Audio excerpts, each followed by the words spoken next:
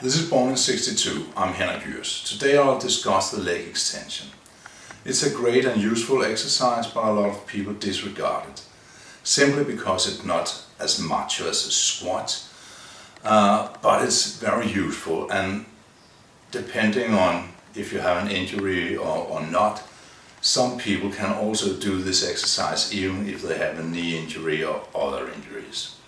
It isolates or works the frontal part of the thighs, the quadriceps, and it is a great exercise in that respect that you can keep up thigh work even if you have a bad back, bad knee or something like that. As the name implies, the quadriceps has 4 muscle heads of muscle bellies. All of them are attached to the same tendon that runs over the knees and extends the lower leg.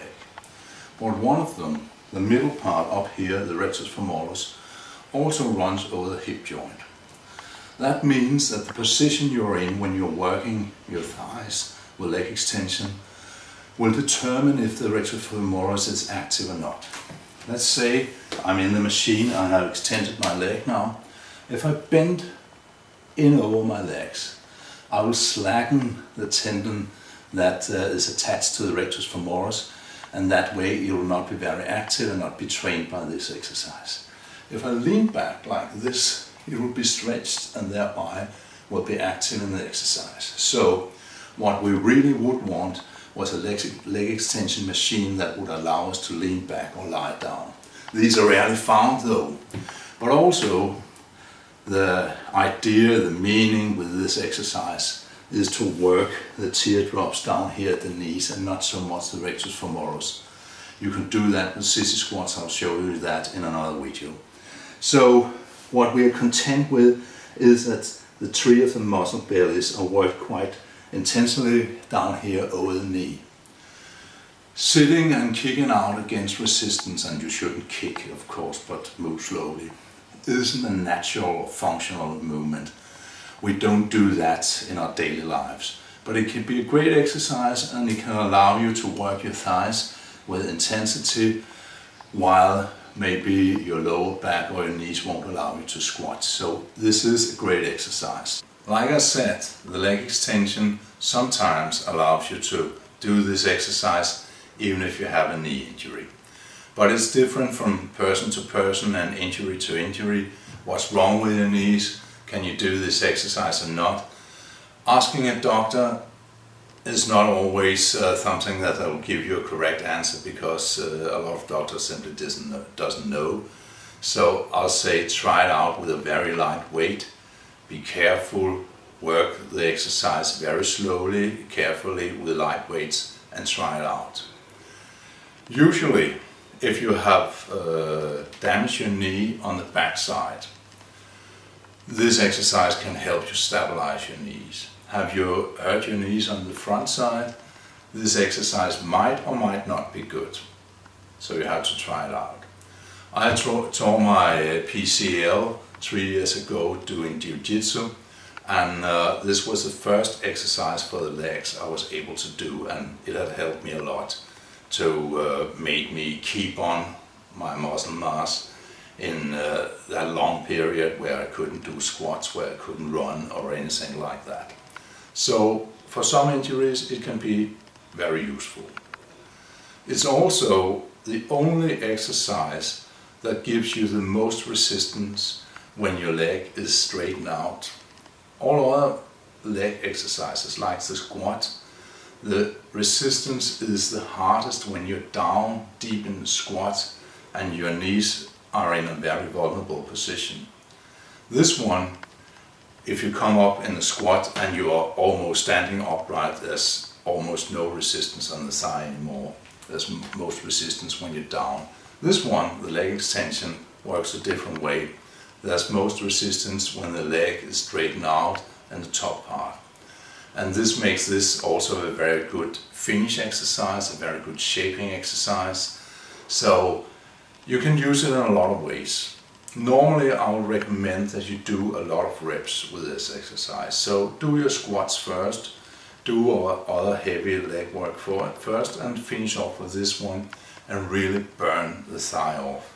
Really take a lot of reps. I wouldn't recommend that you go any heavier than a weight that allows you to do 10 or 12 reps, because more than that and the pull and on the kneecap will be quite strong in the start position, and that can hurt you. That's potentially dangerous.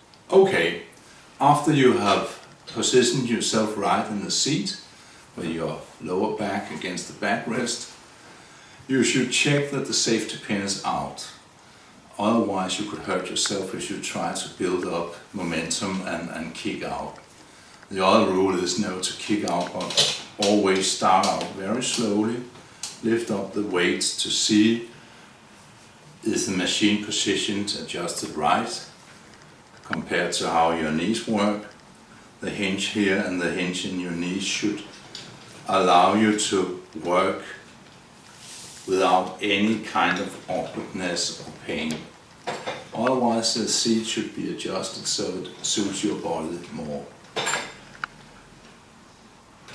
Slowly up and slowly down does it. At the top point you contract your muscles and hold it for a short while and then lower slowly again. So never kick out, never do this exercise in a dynamic way or in an explosive way, because if you have to do that, the weight is way too heavy. So start out, first set light. I usually do around 30 to 40 reps in the first set, and then work up with heavier and heavier weight until I reach a set that has around 10 or 12 reps, and I'll never go any heavier than that. Research has shown that your foot position can vary the way the exercise works on your thighs. If you have your feet turned outwards like this, the inner part will work the most. If you have your feet turned the other way inwards, the outer part of the thigh will work the most. If you can't remember that, just think that the top part of the muscle will work the most. But a word of caution here, because it's not the position of your feet that will make the difference. Actually it is if you rotate your thigh, and in that way your knees will not function straight anymore. It will be turned or rotated, so it's not the position of the feet that will do any difference. It's actually that you rotate your thighs either inwards or outwards. If you have a lower back problem, that can be a problem in itself, just do the rotation. But also you force your knees to work in a way that is not straightforward, and you can hurt your knees. So an otherwise good exercise that can really do wonders for your thighs can be converted into something that will really hurt you. So my advice is, don't try this turning your feet in and out. Be satisfied with that you now have an exercise that can isolate your quadriceps and work the lower part over the knees and give you that nice teardrop shape.